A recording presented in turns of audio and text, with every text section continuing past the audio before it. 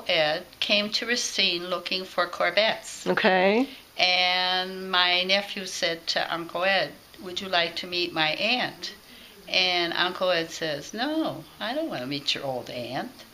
And so they came anyway, and he married the old aunt. Because my nephew was 2 years older than I was. Oh, that's hysterical. I've never heard that story. And tell her what you were doing when they came.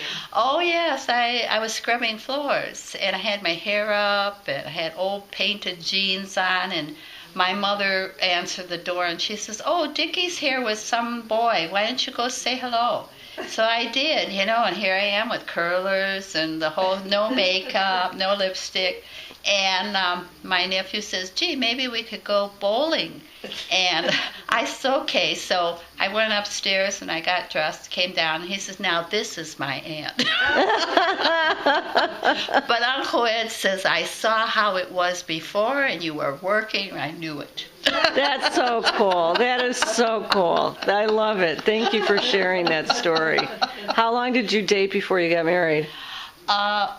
Well, we went out, I have to tell you, we went out for a while. In the Corvette. In the Corvette.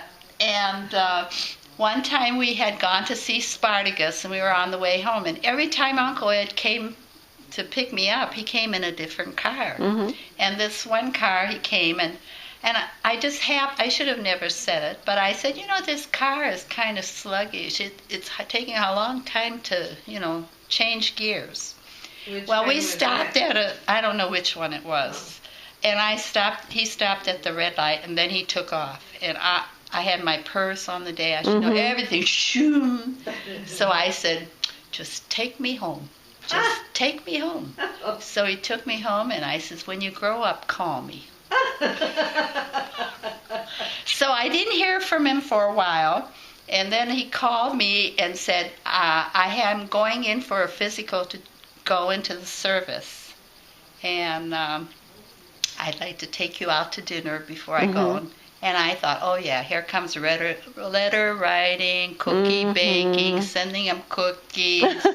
So I said, okay. So I did, and we were dating, and I said, well, when are you going into the service? He says, well, he had 4F because that's when he cut his finger, right? And he said he didn't pass the physical. Okay. So he wanted to get married, and I said, no, I don't want to get married yet. I want to travel yet. So then my friends and I went down to see Sound of Music in Chicago, and they said, you should really consider marrying that guy. He's pretty nice.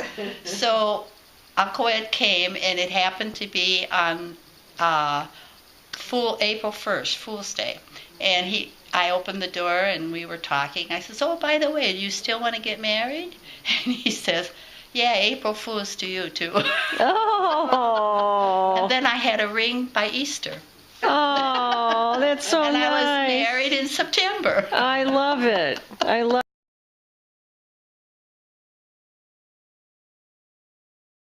Okay, fire it up. Yeah. So Uncle Ed, you made this plane, which is just not amazing. The plane, no, just the wing. Just the wing, okay. For your friend Joe, tell us about it. Joe was a friend of mine. He passed away September, October. I told my friend Herbie, all I want is the fuselage and tail. I'm going to make a wing and then do it in his memory. So I've been working ever since.